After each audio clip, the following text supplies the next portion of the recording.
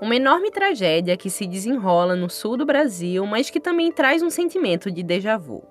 Não é a primeira vez que pessoas perdem tudo que construíram ao longo da vida numa catástrofe climática no país.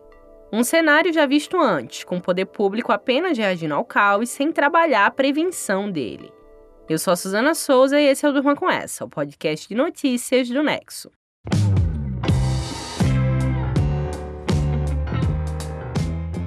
Olá, eu sou a Aline Pellegrini e tô aqui com a Suzana para apresentar esse podcast que vai ao ar de segunda a sexta, todo começo de noite, sempre com notícias que podem continuar a ecoar por aí. Quinta-feira, 9 de maio de 2024. Dia em que o governo federal anunciou um novo pacote de socorro para o Rio Grande do Sul. Ao todo, serão destinados mais de 50 bilhões de reais para a recuperação dos municípios e das famílias atingidas pela tragédia. Entre as medidas estão a antecipação dos pagamentos do Bolsa Família e da restituição do imposto de renda para moradores do estado. O pacote também inclui, entre outros pontos, a facilitação de crédito para os moradores atingidos, empresas e pequenos agricultores gaúchos. As ações foram enviadas ao Congresso na forma de medida provisória, ou seja, entram em vigor imediatamente, mas ainda precisam do aval dos parlamentares para não caducar em 120 dias. Também nesta quinta, Eduardo Leite afirmou que os cálculos iniciais apontam que será preciso 19 bilhões de reais para a reconstrução do estado. Em publicação no X, o antigo Twitter, o governador do PSDB declarou que a sua equipe ainda vai detalhar as ações projetadas para o estado. Na terça-feira, o governo federal reconheceu o estado de calamidade pública no Rio Grande do Sul, medida que facilita a liberação de verbas para o estado. Entre as ações que já estão em vigor está a suspensão do pagamento de tributos para a Receita e Fazenda para pessoas, empresas e municípios do Rio Grande do Sul.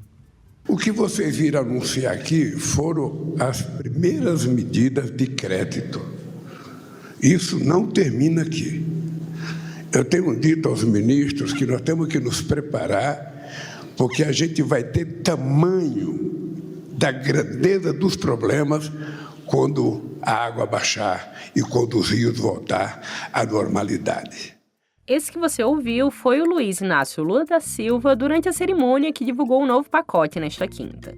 O presidente também afirmou que na próxima semana um acordo para a suspensão do pagamento da dívida gaúcha com a União deve ser anunciado, além de medidas para as pessoas físicas afetadas. Bom, essas são todas as ações tomadas no cenário em que a catástrofe já está acontecendo. Desde o fim de abril, as chuvas atingem o Rio Grande do Sul, numa tragédia que já deixou pelo menos 107 pessoas mortas e outras 136 desaparecidas, segundo o boletim divulgado pela Defesa Civil na tarde dessa quinta. Mais de 232 mil tiveram que deixar suas casas. Cidades inteiras, como Eldorado do Sul, precisaram ser evacuadas, numa situação calamitosa que episódios do Durma Com Essa têm relatado ao longo da semana. Em reação, o poder público tem passado a falar em planos futuros de prevenção que ainda devem ser divulgados. Não que antes não tivesse conversas sobre o tema, visto o histórico brasileiro com desastres climáticos. Ainda em janeiro, por exemplo, a ministra do Meio Ambiente, Marina Silva, disse que o governo federal preparava um desses planos de prevenção de abrangência nacional. Só que ele ainda não foi apresentado. Mas a responsabilidade passa longe de ser só do governo federal. Aqui vale lembrar da Política Nacional de Proteção e Defesa Civil, criada em 2012 pelo governo de Dilma Rousseff. Segundo o texto, a responsabilidade por essas medidas de prevenção deve ser dividida entre diferentes níveis de governo: municipais, estaduais e federal. Quando uma área é ou está para ser afetada por um desastre natural, ela recebe prioridade da Defesa Civil de todos esses governos.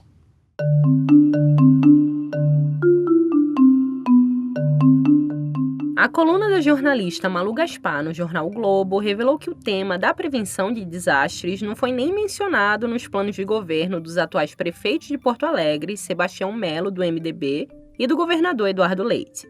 No plano de governo de Lula, houve menção ao enfrentamento e combate à crise climática, mas nenhuma iniciativa ou projeto foi listado. Uma reportagem da agência Lupa, republicada pelo Nexo, mostra como, especialmente no caso gaúcho, a tragédia já era anunciada. Desastres ambientais em decorrência de chuvas são recorrentes nos últimos anos na maioria dos municípios do Rio Grande do Sul. Das 336 cidades que decretaram calamidade pública pelas inundações de agora, mais de 90% já tinham entrado em situação de emergência ou estado de calamidade entre 2013 e 2023, devido a chuvas ou causas associadas como deslizamentos. Em relação ao governo de Eduardo Leite, parte das críticas se refere às medidas adotadas pela administração estadual na área ambiental em anos recentes. Em 2019, por exemplo, um projeto do governo removeu ou alterou 480 pontos do Código Ambiental do Estado, flexibilizando exigências e enfraquecendo a proteção. O texto apresentado pela gestão Leite autorizou, por exemplo, a supressão parcial ou total das matas ciliares, aquelas que ficam em volta de rios. Também autorizou a supressão de áreas de formação vegetal defensivas à erosão de encostas em todo o estado. Essas matas e vegetações ajudam a prevenir enchentes e deslizamentos. O governo gaúcho também reduziu o orçamento destinado à Defesa Civil de 2023 para 2024, como mostrou o colunista do jornal Valor Econômico, Bruno Caraza. A Defesa Civil, que é responsável por reduzir os riscos e os danos sofridos pela população em caso de desastres. A falta de compromisso com ações de prevenção se soma à atuação de parte do Congresso brasileiro, cujas ações podem potencialmente agravar os desdobramentos da crise climática. Reportagem da agência pública mostrou que, de acordo com o Observatório do Clima, uma rede formada por 107 organizações ambientais, tramitam no Congresso Nacional 25 projetos de lei e 3 PECs, propostas de emenda à Constituição, que, caso chancelados pelos parlamentares, causarão danos irreversíveis aos ecossistemas brasileiros, aos povos tradicionais, ao clima global e à segurança de cada cidadão.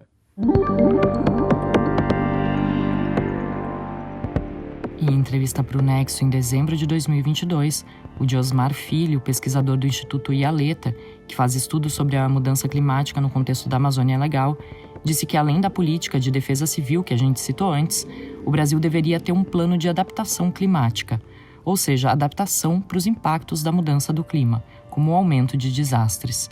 Em 2016, o governo federal elaborou um texto sobre o tema, mas ele não saiu do papel. Diosmar Filho disse o seguinte: esse plano de adaptação está na gaveta do governo federal e não chega para os municípios e governos estaduais como uma política a ser implementada. Calculamos dinheiro para chuvas, mas não para políticas que entendam que a emergência climática se estabeleceu. Ou seja, o pesquisador defende a criação de novas políticas locais de adaptação à mudança do clima, que podem estar previstas nos planos diretores das cidades, por exemplo. E daí temos dados que nos mostram como o modo de governo reativo é ineficaz, para além do ponto de vista humano, das vidas que são perdidas e destruídas. Um levantamento feito pelo site G1 e pela TV Globo mostra que, de 2018 a 2024, foram investidos 7 vezes mais recursos na reconstrução do que na prevenção de desastres no Rio Grande do Sul. Os dados englobam o governo de Jair Bolsonaro e do atual presidente Lula. Foram liberados cerca de 518 milhões de reais em ações de socorro aos gaúchos, em contraposição aos 81 milhões de reais destinados à prevenção. A nível nacional, uma reportagem do Estadão mostrou que os gastos federais com prevenção de desastres caíram 78% na última década, entre 2013 e 2023. Segundo o documento publicado em 2022 pelo Ministério do Desenvolvimento Regional, junto com outros órgãos e instituições, o Brasil teve, de 1991 a 2020, cerca de 63 mil ocorrências de desastres em quase todos os seus municípios, causados por chuvas intensas, estiagens, vendavais, erosões, ondas de frio, entre outros. Desastres desse tipo ocorrem há décadas no Brasil, principalmente na época das chuvas, por causa de problemas crônicos de planejamento urbano, habitação, saneamento e infraestrutura criados no momento da formação das cidades do país. Mas eles têm sido agravados anualmente pela ação da mudança climática. Tá, mas aí você pode se perguntar como prevenir, como os governos poderiam agir. De maneira bem simplificada, entre as medidas que poderiam ser feitas está a criação de sistemas de alertas de eventos climáticos extremos, para evacuar pessoas de áreas atingidas, evitar perdas humanas de maneira eficiente, sabendo o que fazer, para onde levar as pessoas, como agir em casos de catástrofe. Mas no estágio anterior, é possível fazer também um mapeamento de áreas de risco antes mesmo dos sinais de eventos extremos em uma cidade. Isso além da elaboração de projetos que prevejam obras de infraestrutura cujo foco seja a prevenção.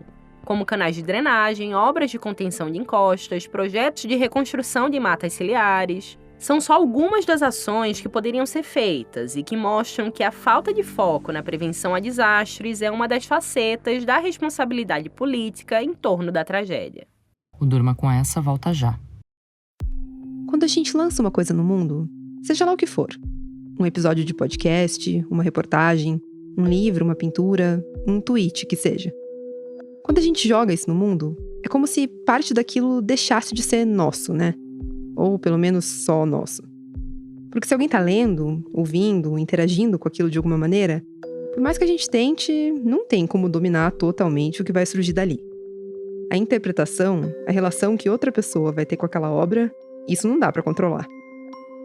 No Rádio Novelo Apresenta dessa semana, eu, Bárbara Rubira, a Branca Viana e a Marília Cecília Carboni contamos 2 histórias de artistas que tentaram retomar o controle sobre a própria obra, de uma maneira um tanto radical.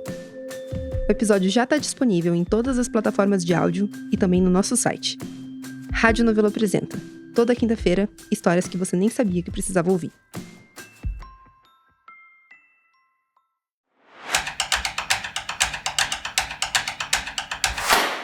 O Nexo estreou na quarta-feira o primeiro episódio de mais uma temporada do Politiquês, o podcast de política do jornal. O Conrado Corsaletti, editor-chefe e apresentador do Politiquês, está aqui com a gente para falar da novidade. Conrado, a gente tem aí uma nova minissérie, é isso? É isso mesmo, essa terceira temporada é uma adaptação da série de textos da Mariana Vick sobre o dia a dia do golpe, um trabalho que ela produziu para o Nexo por conta dos 60 anos do início da ditadura militar no Brasil em 1964. A gente pegou esse material, acrescentou áudios históricos, incluiu mais explicações sobre aqueles dias tensos da política nacional e preparou 5 episódios para contar agora em áudio como foram aqueles momentos do país.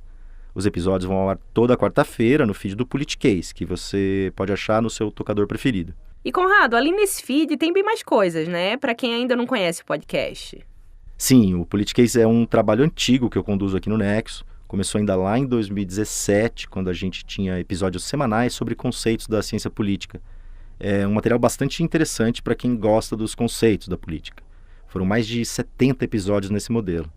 Aí, em 2022, a gente lançou a minissérie Uma Crise Chamada Brasil, que foram 10 episódios sobre as reviravoltas do poder a partir de 2013, depois das manifestações de junho daquele ano.